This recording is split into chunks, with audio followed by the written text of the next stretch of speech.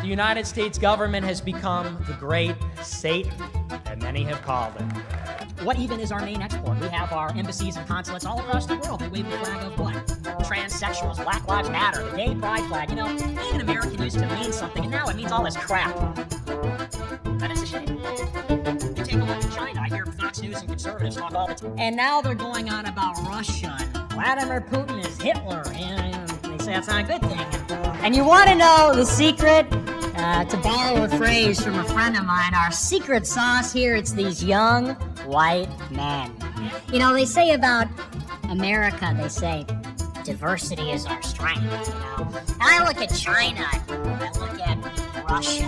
Can we give a round of applause for Russia? Yes.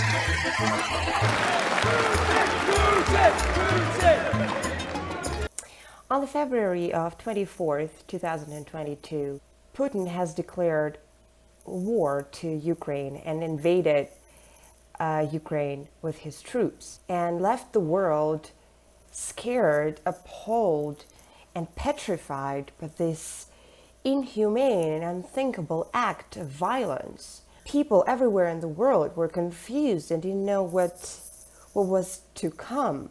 Everyone was disgusted by this behavior from the Russian side. But don't worry, Mr. Vladimir Putin. There is one man, one hero, one wunderkind, one brilliant high school dropout who will help you save your face and come up with a plethora of excuses to justify what you're doing in Ukraine. How, you may ask?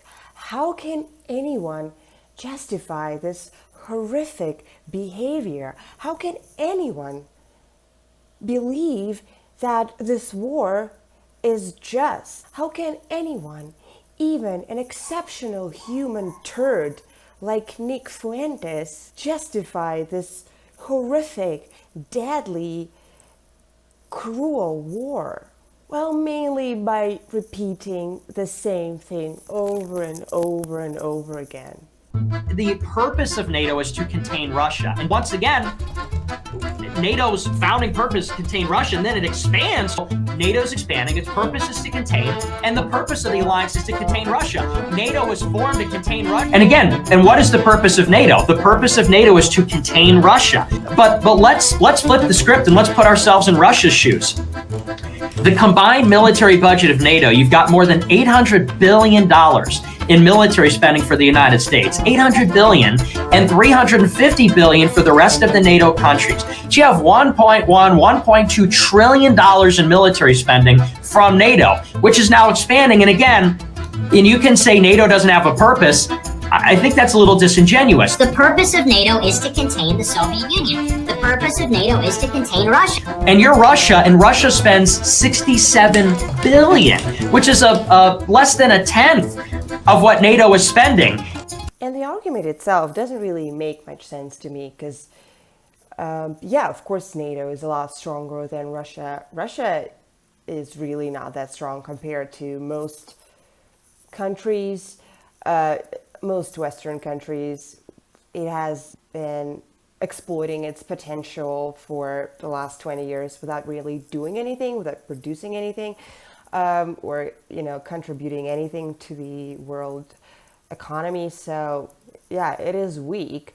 But this argument that only because NATO is so strong and might at some point eventually maybe harm Russians or invade Russia or nuke Russia, this justifies this war. I don't understand how that's even an argument.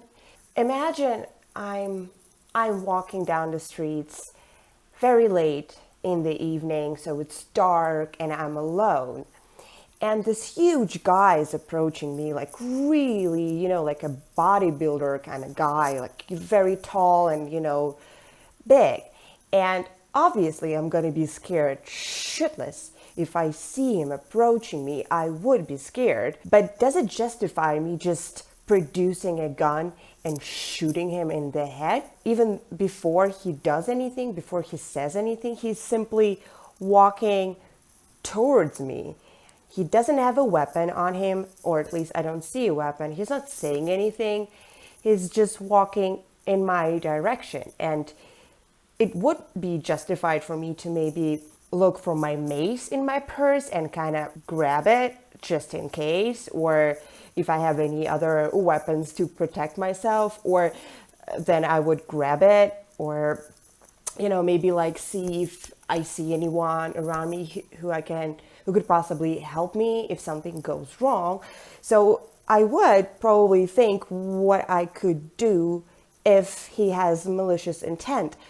But just because I'm weaker than him and he's in my vicinity does not justify me just pulling out a gun and shooting him. This is a stupid argument that doesn't make sense to anyone, including Nick's opponent.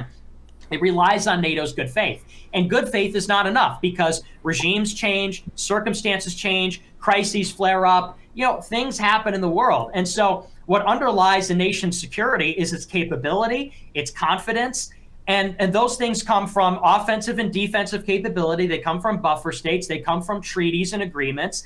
And so it's not enough to say, well, NATO's never invaded us before. They probably won't, launch those missiles at us from Ukraine forever into the future. It's not an adequate guarantee. And that's the argument from the Russian side is it's just not good enough for Russian security.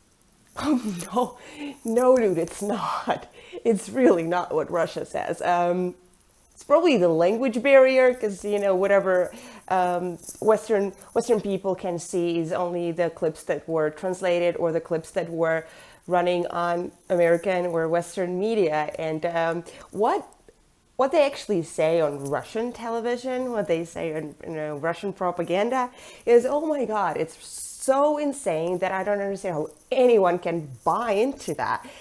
Basically, their whole argument is that Ukrainian leadership, Ukrainian, political elite is Nazi, is fascist, and they are denazifying, is that word? Denazifying the country and rescuing. This is a rescue mission in their eyes. They're rescuing Ukrainians from Nazi. And whenever you've probably seen photos and videos of cities in Ukraine that are just gone, they've been completely removed from the face of Earth. And, and obviously that brings up a lot of questions, but the way Russians justify it is by saying that it's not us, it's Ukrainians, it's the Nazi Ukrainians. They are bombing Nazis, and it's hard to explain because it doesn't make sense, It's hard to just explain that in simple words because it's very stupid. And what we think, not every single person in Russia, unfortunately, a lot of them still buy into propaganda a lot more than I would like. But there are people in Russia who are against the regime, of course. And what we are saying is that Putin is a thug who has built this entire political structure around him by basically bribing people like his classmates or people who, he met at university or in college, or his family members, his wife's family members, his lovers, his mistresses. You can watch Navalny's Putin's Palace video, and he describes it very well, and he goes into all the details that I do not have at hand here because I don't remember, because there are just so much of it that it feels like it cannot be real. It just looks like a movie or something. Like it just cannot be real. He built this entire web of slaves basically who would do anything and say anything to protect him by buying them shit and paying for their stuff, for their villas in Italy or for their property in the US or whatever, for their yachts in Mediterranean Sea. And when there is someone who opposes his regime and someone who is visible and gets like big enough and noticeable enough, like Navalny, he kills them. Navalny is not the only name. It's just the only name that everyone has heard of. But there's actually a huge list. All of them have died, or except for Navalny, thank God he survived. But all of them have died because of their political views. And a lot of them are in prison or went to prison. And even leaving the country, even leaving Russia, will not save your life. You still can get poisoned or shot in the head. That happened many times. And even being foreigner, even being not Russian, would not save you. It would still put you in jeopardy.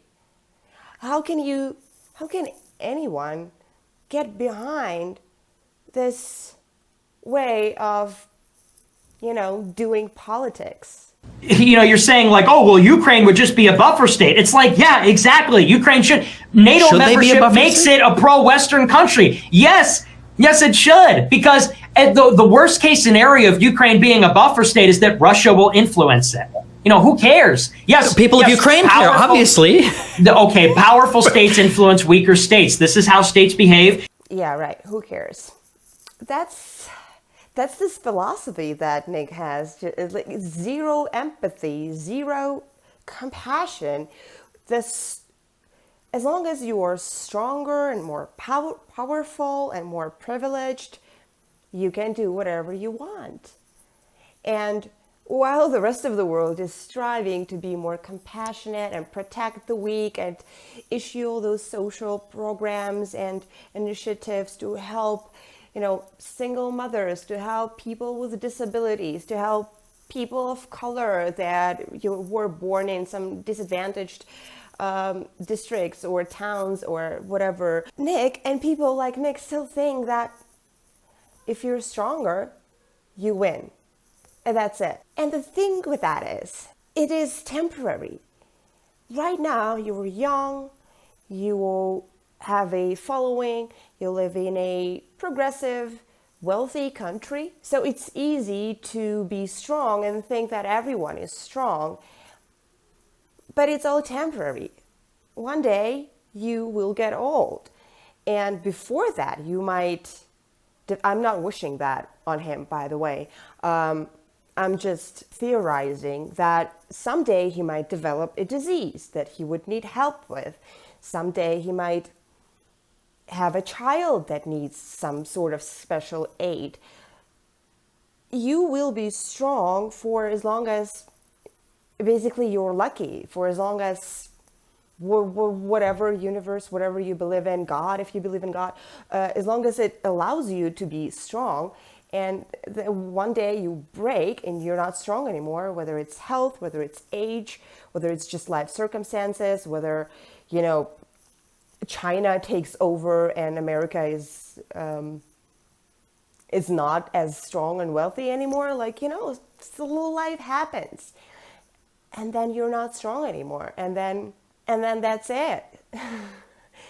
That's why this philosophy is flawed and just bad for anyone, because you will not be strong for the rest of your life. It is all temporary. I understand that it's hard to grasp when you are in your early 20s, but it's life. It's just how it works. It's just inevitable. And him justifying annexation of Crimea and Russians' attempt to annex Donbass and Luhansk is by saying that, Ukraine used to be Russia, although that's not true. It used to be Soviet, part of Soviet Union, and Soviet Union wasn't Russia. Soviet Union was, a union of 14 states. So, but whatever. And he says 100 years, it wasn't 100 years, it was 69 years, but whatever. But if that's true, then Russia can also annex Alaska by that logic, because Alaska used to be Russia. It used to be part of Russian Empire, and it was sold for nothing, basically, in 1867. So by that logic, if Russia all of a sudden decides that it wants Alaska back, and that the trade was fraudulent, which I mean, a lot of people say was, because literally the sum of money that Americans paid for Alaska was laughable. But whatever, that's besides the point. If Russia decides to annex Alaska, would you also be fine with that? For some reason, I doubt that. Because it's not how it works. You can't just... So what if Ukraine was... I mean, before the Soviet Union, Ukraine was independent. It doesn't matter. It's a ridiculous argument. If any European country uses that argument, they used to be like, you know, they used to be like this country, and then they separated into this country, and then there was a union, and there was just so many, you know, things going on over this centuries that anyone can use this argument to annex anything at this point. So it's an insane thing. Well, here, I'm curious, like, educate me. I don't know much about South American history. What are, like, breakaway states that the United States has recognized and sent paramilitary groups to in order to defend these states? We've shipped off tons of U.S. passports, we've shipped off U.S. citizens in order to Americanize these places. Like, where has this happened in South America since the year, 1991 that's comparable to what Russia has done in Georgia, in Transnistria, in Ukraine? Like, where are these things happening? I mean, listen, if you're arguing that there's no Western influence in the Western Hemisphere... I didn't argue that there's no Western influence. Hang on. Don't interrupt me. I know... See, okay. This is what you do. Well, you're not answering my questions, but go ahead. Yeah, I'll let you talk. See, this is what you do. What you do.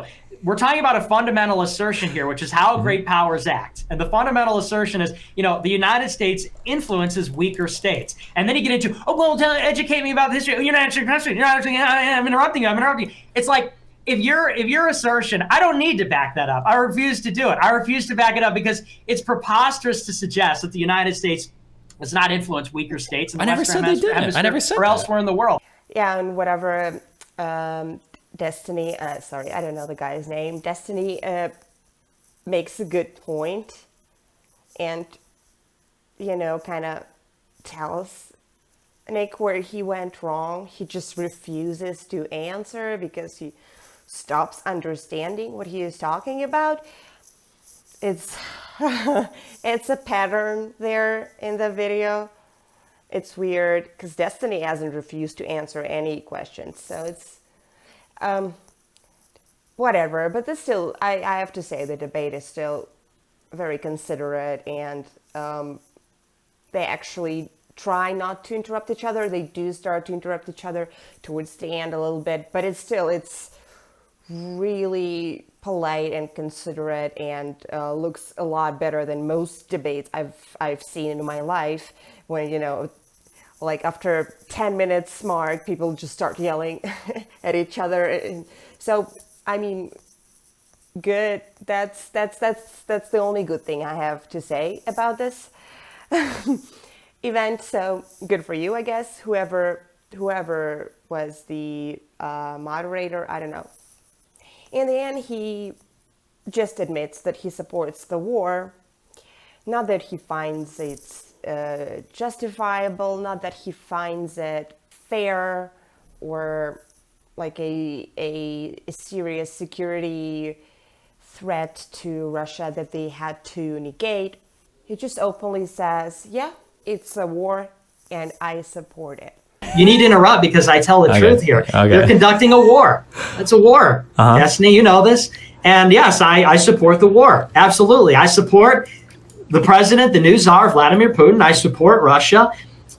Absolutely. I support what's going on. And I think that it's defensible. I think that this is the most reasonable European war that has happened in the past 100 years. I think this is the most reasonable war in the 21st century. I think that people, especially young people who support the war, are the ones who don't really know what the war is. Especially in America, probably grew up watching Hollywood movies, and and war is so romanticized there that it's borders with disgusting. War is not romantic. War is blood, vomit, and other bodily fluids. It's death. It's just darkness. It's inhumane, and unjust regardless of the circumstances. War is never justified, never, under no circumstances. Obviously, I did not grow up in America, so I don't know, but we grew up with this celebrating May 9th every year. It's the Victory Day, Second World War Victory Day. And this is the most important day in Russia, mostly because we haven't really accomplished anything else since that time. But, you know, that's besides the point. This is the most important day. It's celebrated everywhere. We have parades, we watch movies and documentaries. And I'm not talking about, again, Hollywood movies. I'm talking about movies that were made in the 50s, 60s, 70s by people who went through that, you know, by veterans who know what they're talking about. They know what they're doing. And every year, May 9th, veterans would come to our school when I was in school and share their experiences and tell their stories. And a lot of them couldn't even share everything really because it was just so traumatic that they couldn't talk about it. So they would share just, you know, little like bits here and there. And obviously, I guess they were trying to make it age appropriate also because we're like, you know, kids. So we grew up with this notion that there is nothing worse than a war. Wars should never, ever happen, ever, anywhere, but obviously, especially on Russian soil or Soviet Union soil. And the fact that now Russian government is attacking a neighboring country, a country that helped us to win in the Second World War, the country that helped us beat the, you know, Nazi Hitler regime and free the world, or at least our world. And now we are attacking them and bombing them and killing them. And some of them are literally the people that helped us to win the Second World War. Just a few days, they bombed a building, I think in Nikolaev, and killed a veteran who was 102 years old, a veteran who survived Buchenwald. How can anyone in their right mind support this? I understand that Americans are a little more removed from that and they don't understand the nuances that I'm explaining right now, and they might not even understand after I've explained them because it's like a different world to them. But just try to imagine that. Just try to put yourself in their shoes, in the shoes of Ukrainian people and Russian people who are appalled by this war. It's unimaginable. It's inconceivable. It's horrific, and it should never happen, and it should have never happened. But then again, Nick is of course a Holocaust denier, so...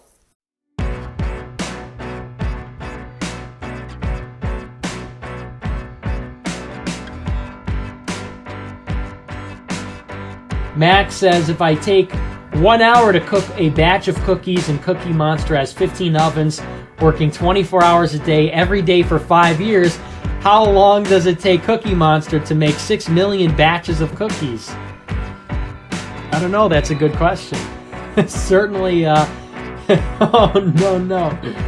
It doesn't really sound correct to me. Wait a second. It takes 1 hour to cook a batch of cookies, and you have 15 ovens, probably in 4 different kitchens, right? Doing 24 hours a day, every day for 5 years. How long would it take you to make 6 million? I don't know. It certainly wouldn't be 5 years, right? The math doesn't seem to add up there. The math doesn't quite seem to add up there. I don't think you'd result in 6 million. Maybe 200 to 300,000 cookies. And I think the Red Cookie Association said something like that, probably 200 to 300,000 cookies baked. Probably. And in addition, you know, in this hypothetical, I imagine that if you took aerial photographs over the kitchens, you would need to see certain smokestacks to release the smoke from baking the cookies, and the smokestacks would project certain shadows, but I guess they're not visible in the aerial photographs taken over the kitchens. Moreover, if you look at the soil texture, it's really not deep enough for mass cookie storage underground. And so there's a lot of things, in the cookie kitchen, they say that the ovens are wooden and they have windows on them and they're not totally secure. And the ovens that they use, they actually did sort of an ad hoc use of that particular kind of oven, even though they made a perfectly good design for ovens for a different purpose, for delousing. I mean, for something else. So none of it really adds up. I don't know. It just kind of doesn't really make sense, this crazy cookie analogy. You have to be, that's sort of an esoteric story. That's from Cookie Right. You wouldn't understand that if you're just sort of passing through, if you're just a normie. So 6 million cookies, I don't buy it. That's all irony. I'm an irony bro. That's all irony. I love and respect everyone. Everything that the government says is true. And if knowing that you still support his views, then please click out of this video and never visit my channel again. I can tolerate a lot. I can tolerate discussions, about whether or not women should vote, or, about murdering liberals. Like, that's okay. People are like celebrating that. I mean, people discuss my looks, people discuss, I don't even know, just people are weird. Not people, Nick's supporters, obviously. I mean, people who support Nick. But I will not, this is where I draw the line, I will not tolerate any comments supporting his views regarding Holocaust. I come from a Jewish family, so please leave right now and never come back. And if I see any comments supporting his views regarding Holocaust, I am going to remove them immediately. Please just at least respect this. You can leave a bad comment about my nose if you want. Just respect me on this one, please. Okay, what is the conclusion here? What am I trying to say? The thing is that Nick is actually gaining popularity, and I think his views on war are helping him to gain popularity because no one supports it. Even people on the far right, even people with, bad ideas and beliefs, like, I don't know, Ben Shapiro or whatever, everyone is against it, or at least not actively supporting it. So I think Nick is just trying to be not like other girls, and just have a different opinion from everybody else, because that's the only thing that makes him interesting. He admitted that during the interview with Sydney Watson. He admitted that he likes to provoke people, that he likes to have, these ludicrous ideas that provoke people and to draw them to his content, I guess. I don't know. And it's one thing to have strange ideas and regressive ideas about women's voting rights and whether or not women are allowed to work, whatever. But these kind of views are dangerous. Him supporting the war, him supporting Putin, where nobody else does, it's dangerous. If he gains any power, even like a little bit of power, he's gonna grab onto it and hold it and try to exploit it as much as he can, and basically turn into Putin or Hitler or Stalin or whatever you want to compare him to. This is dangerous, and I hope he's not going to gain any power, any real power, besides his online following. And his online following is probably mostly like teenagers, like white male teenagers that are gonna grow out of it in a few years anyway, so whatever. But please, if you're American, if you have any voting rights, please make sure he will not gain any power, because he's already basically said what he thinks is okay to do. So if you don't want to go through what Russia is going through right now and Ukraine is going through right now, make sure he's just an internet troll and stays an internet troll for the rest of his miserable life.